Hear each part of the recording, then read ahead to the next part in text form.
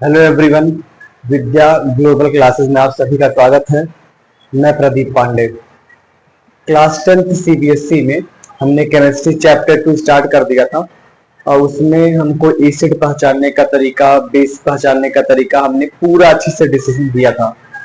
तो आज हम उसमें से केवल एक टॉपिक स्टार्ट करते हैं, एसिड। पहले एसिड खत्म करेंगे, फिर बेस खत्म करेंगे, उसके बाद से हम लोग सॉल्ट पे आएंगे।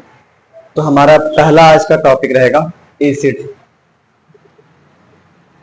देखिए, एसिड के बारे में हमने पहले बता दिया था कि अगर कोई कंपाउंड है जिसको हम डिसोसिएट कर रहे हैं, अगर वो H+ आयन दे रहा है तो उस कंपाउंड को हम एसिड बोलेंगे। या उस कंपाउंड के सोल्यूशन को अगर हम डिसोसिएट कर रहे हैं तो हमको हाइड्रोनियम आयन मिलेगा, तो भी वो एसिड होगा। या अगर पीएच स्केल का बात किया था कि पीएच स्केल 0 होगा या 0 से ज्यादा लेकिन 7 से कम होगा तो भी एसिड है। या ब्लू लिटमस पेपर को रेड कर रहे हैं तो भी एसिड है। तो आज एसिड के बारे में हमको एक एक करके पढ़ना है।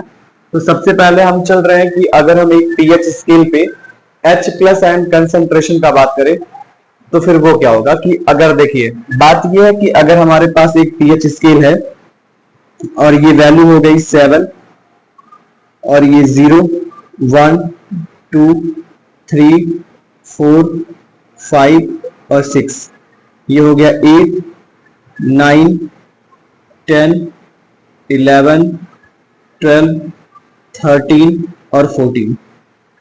तो हमने अभी पढ़ा है कि ये वाली वैल्यू 7 से इधर जो होगी वो सब की सब एसिड होंगे और 7 से जो इधर वाली वैल्यू होगी वो बेस होगी। तो अगर हमको ग्राफिकल रिप्रेजेंटेशन फॉर्म करना हो कि कहाँ पे H+ आयन कंसंट्रेशन ज्यादा होगा, कहाँ पे OH- कंसंट्रेशन आयन ज्यादा होगा, तो उसको बताने के लिए हम ये करेंगे कि जैसे जैसे पीएच वैल्यू कम होती है वैसे वैसे हमारा एसिडिक बिहेवियर इंक्रीज करता है। इसका मतलब ये हुआ कि जीरो पे पीएच वैल्यू, जो 0 पीएच वैल्यू है उस पे एसिड कैरेक्टर सबसे ज्यादा होगा। मतलब यहाँ पे H+ आयन कंसंट्रेशन बहुत ज्यादा होगा। और अगर हम यहाँ पे बात करें तो यहाँ पे OH- आयन कंसंट्रेशन बहुत ज्यादा होगा। तो अगर हम ये ग्राफ ऐसे बनाए तो यहाँ पे हो गया कि OH आयन कंसंट्रेशन यहाँ पे बहुत ज्यादा है। तो अगर इन लोगों को मीट कराते हैं,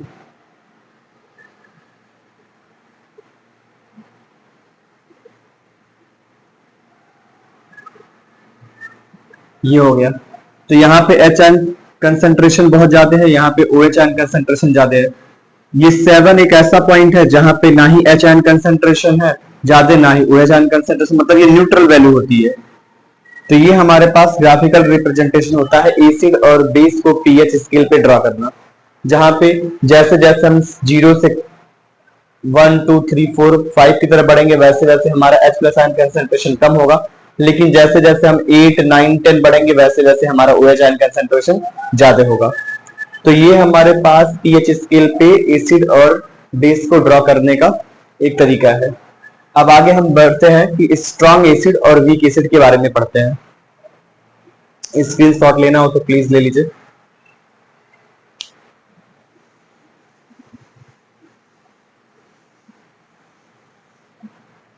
अब एसिड में हम दो कैटेगरी पढ़ते हैं सोर्स के अकॉर्डिंग।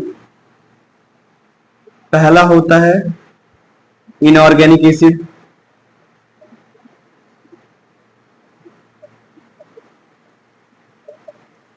और दूसरा होता है ऑर्गेनिक एसिड।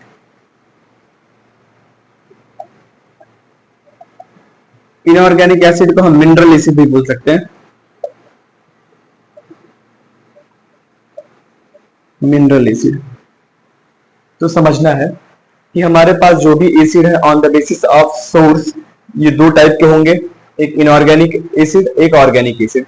इनऑर्गेनिक एसिड का मतलब सिंपल होता है कि अगर कोई एसिड है जो लैब में बनाया जा सकता है, नेचुरली ना मिलता हो, साथ में जहां पे कार्बन एक सेंट्रल मेटल एटम की तरह बिहेव ना करे, तो उस टाइप के एसिड को हम बोलते हैं इनऑर्गेनिक एसिड। एग्जाम्पल के फॉर्म में हमारे पास है H2SO4, HNO3, ये सब हमारे कैसे एसिड है, ये मिनरल एसिड होते हैं। मतलब ये लेबोरेटरी में प्रिपेयर किए जाते हैं। और ऑर्गेनिक एसिड को हम क्या बोलते हैं कि ऑर्गेनिक एसिड ऐसे एसिड होते हैं जो नेचर में मिलते हैं, साथ में उसमें कार्बन सेंट्रल मेटल एटम की तरह भी होता है। तो ये इसका एग्जांपल हो गया CH3COOH,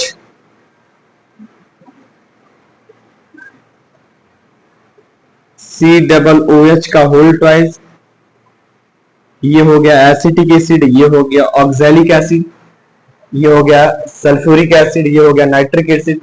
तो सिंपल बात ये रखना है कि जिस एसिड में कार्बन सेंट्रल मेटल एटम की तरह वर्क करे, साथ में जो भी एसिड हो वो नेचर में मिले, तो उसको हम बोलते हैं कि वो ऑर्गेनिक एसिड है। या कुछ ऐसे एसिड जो लेबोरेटरी में प्रिपेयर किए जाए, उसमें कार्बन सेंट्रल मेटल एटम की तरह बिहेव ना करे, उस एसिड को हम बोलते हैं कि ये मिनरल एसिड है। अब यहां समझने वाली बात ये है कि इन्हीं एग्जाम्पल से हम ये डिफाइन करेंगे किस टाइप के एसिड कंसंट्रेट होंगे या स्ट्रांग होंगे और किस टाइप के एसिड वीक होंगे।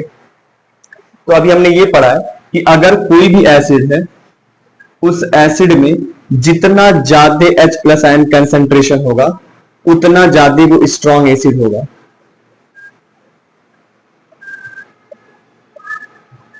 स्ट्रांग एसिड होगा।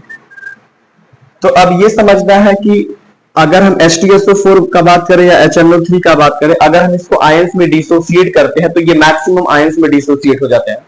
मतलब यहाँ पे जो आयनाइजेशन इफिशियंसी होती है इनमें बहुत ज्यादा होगी और यहाँ पे जो आयनाइजेशन इफिशियंसी होगी इसमें बहुत कम होगी। तो अगर ये ज्यादा H+ आयन बना रहे हैं या अगर ज्यादा H+ आयंस में टूट रहे हैं, इसका मतलब इनका नेचर कैसा होगा? इनका नेचर होगा स्ट्रॉन्ग एसिड। और अगर ये आयंस में कम टूट रहे हैं तो इनका नेचर कैसा होगा? वीक एसिड का। ये हो गया वीक एसिड। अब एक क्वेश्चन सीबीएसई बार बार ये पूछता है कि अगर हमारे पास कोई एसिड है जो स्ट्रॉन्ग नेचर का है तो उसमें आयंस ज्यादा होंगे या मॉलिक्यूल्स? सिंपल, अगर कोई एसिड है जो अभी आयंस में नहीं टूटता उसको मॉलिक्यूल्स के फॉर्म में रिप्रेजेंट करते हैं। तो जिस भी एसिड में H+ आयन कंसंट्रेशन या HCO+ आयन कंसंट्रेशन ज्यादा होगा, इसका मतलब ये है कि उसमें मॉलिक्यूल्स कम होंगे। तो स्ट्रॉन्ग एसिड में आयंस ज्यादा फॉर्म होंगे, मॉलिक्यूल्स कम बनेंगे। और अगर हम वीक एसिड का बात करें तो वीक एसिड में आयंस बहुत कम बनेंगे लेकिन मॉलिक्यूल्स बहुत ज्यादा होगा। तो बार बार सीबीएसई का क्वेश्चन ये होता है कि आयंस किसमें ज्यादा होंगे या मॉलिक्यूल्स किसमें ज्यादा होंगे। तो आप यहाँ पे बता सकते हैं कि अगर स्ट्रॉन्ग होगा तो आयंस ज्यादा होंगे, अगर वीक है तो मॉलिक्यूल्स ज्यादा होंगे। और इन सबको पढ़ते हुए एक एक्सेप्शन ये है कि यहाँ पे एक एग्जाम्पल लिख रहे हैं H2CO3, नाम होगा कार्बोनिक एसिड। अब ध्यान दीजिएगा, अगर ये कार्बोनिक एसिड है, इसमें कार्बन प्रेजेंट है, तो आपको ये पता होगा कि हमने बताया जिसमें कार्बन प्रेजेंट होगा तो वो कौन सा एसिड होगा? ऑर्गेनिक। लेकिन यहां कार्बन प्रेजेंट होने के साथ भी ये इनऑर्गेनिक एसिड है। ये हो गया inorganic acid.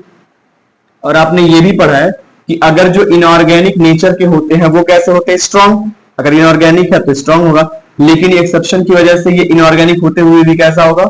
Week. Weak acid.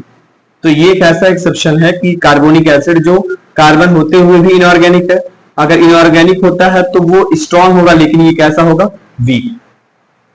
तो कार्बोनिक एसिड का यूज कहां करना होगा? इसके लिए भी आपके पास सबसे सिंपल ऑप्शन है कि जो भी कार्बोनिक एसिड होते हैं वो कार्बोनिक एसिड मैक्सिमम केस में सॉफ्ट ड्रिंक में यूज किए जाते हैं। ठीक, तो आपको अगर इसका स्क्रीनशॉट लेना हो तो ले लीजिए, फिर आगे बढ़े।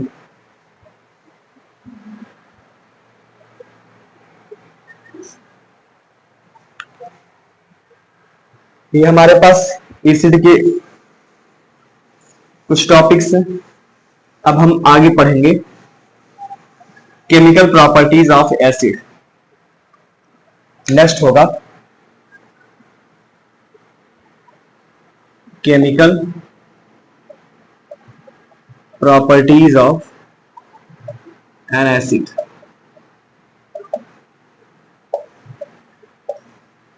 केमिकल प्रॉपर्टीज ऑफ एसिड में हमको क्या पढ़ना है कि एसिड मेटल के साथ रिएक्शन करेगा, कैसे करेगा? एसिड मेटल ऑक्साइड के साथ कैसे रिएक्शन करेगा?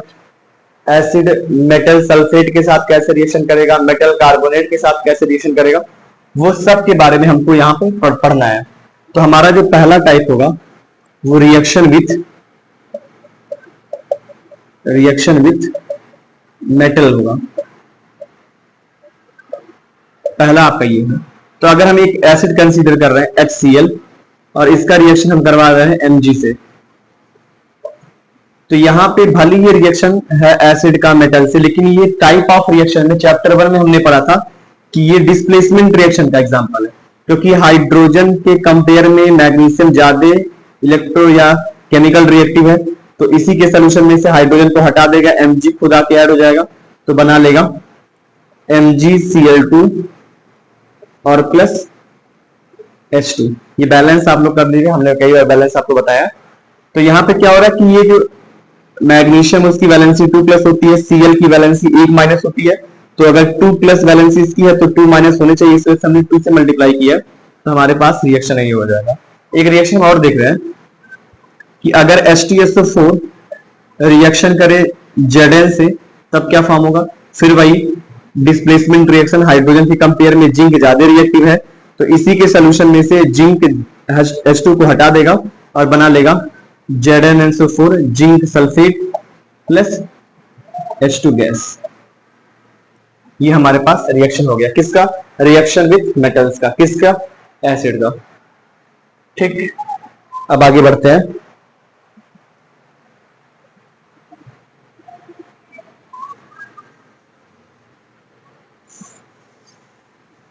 अब हम रिएक्शन दूसरा पढ़ेंगे,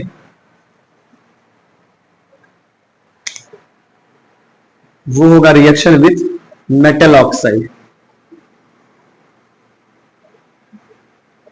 मेटल ऑक्साइड्स एग्जाम्पल के फॉर्म में, अगर हम रिएक्शन करें मैग्नीशियम ऑक्साइड का HCl के साथ, तो यहाँ पे फिर भी मैं बोल रहा हूं कि ये रिएक्शन शायद मेटल के साथ, मेटल ऑक्साइड का रिएक्शन एसिड के साथ हो रहा है, लेकिन ये टाइप ऑफ रिएक्शन में ये हो जाएगा कि डबल डिकम्पोजिशन रिएक्शन, मैग्नीशियम टूटेगा, बनाएगा Mg2 प्लस और ऑक्सीजन पे 2 माइनस, और ये टूटेगा तो बनाएगा H पे सिंगल प्लस और Cl पे सिंगल माइनस। तो यहाँ Mg अट्रैक्शन दिखाएगा Cl पे और हाइड्रोजन अट्रैक्शन दिखाएगा ऑक्सीजन पे, तो फॉर्म हो जाएगा MgCl2 प्लस H2O। ये किस टाइप का रिएक्शन है, यहाँ पे ये एसिड हो गया, हमने बताया था मेटल ऑक्साइड बेस होता है, तो एसिड और बेस रिएक्शन किए हैं, बनाया है सॉल्ट और वाटर, तो ये रिएक्शन हो गया न्यूट्रलाइजेशन।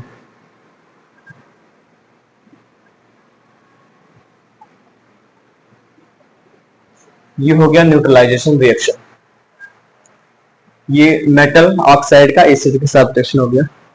अब हम नेक्स्ट आगे बढ़ते हैं और हमारा रिएक्शन होगा एसिड का मेटल कार्बोनेट से।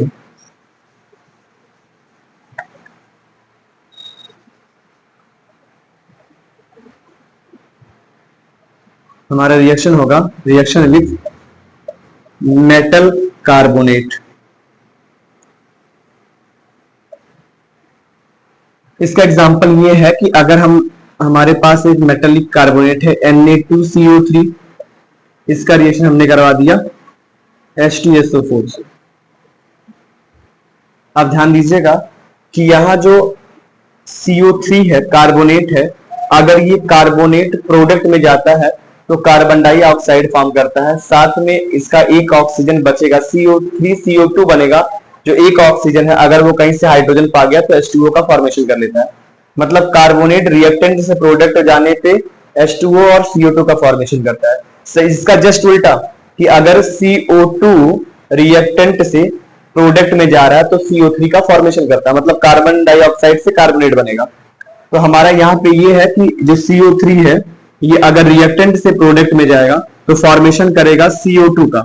तो पहला हमारा दो क्लियर हो गया कि CO2 बनेगा और साथ में यहाँ पे हाइड्रोजन भी है, तो एक ऑक्सीजन और हाइड्रोजन मिला के बना लेगा H2O। इसके बाद से जो सोडियम है, ये सोडियम अट्रैक्शन दिखाएगा सल्फेट को, तो बना लेगा सोडियम सल्फेट Na2SO4। ऐसा क्यों? क्योंकि SO4 की वैलेंसी 2 माइनस होती है, सोडियम की वैलेंसी 1 प्लस होती है, तो 2 माइनस 1 प्लस, इसको भी 2 प्लस बनाना पड़ेगा, इस वजह से Na2 हमने यूज किया है। तो हमारे पास फॉर्मेशन क्या हो गया कि सोडियम कार्बोनेट जब सल्फ्यूरिक एसिड से रिएक्शन किया है तो बनाया है सोडियम सल्फेट, कार्बन डाइऑक्साइड साथ में वाटर। जब भी कभी कार्बोनेट टूटेगा तो कार्बन डाइऑक्साइड बनेगा और साथ में अगर हाइड्रोजन मिल गया तो वाटर का फॉर्मेशन कर लेगा। ये हमारे पास रिएक्शन हो गया मेटालिक कार्बोनेट का एसिड के साथ रिएक्शन। अब नेक्स्ट हम देखेंगे कि रिएक्शन विथ मेटालिक सल्फेट।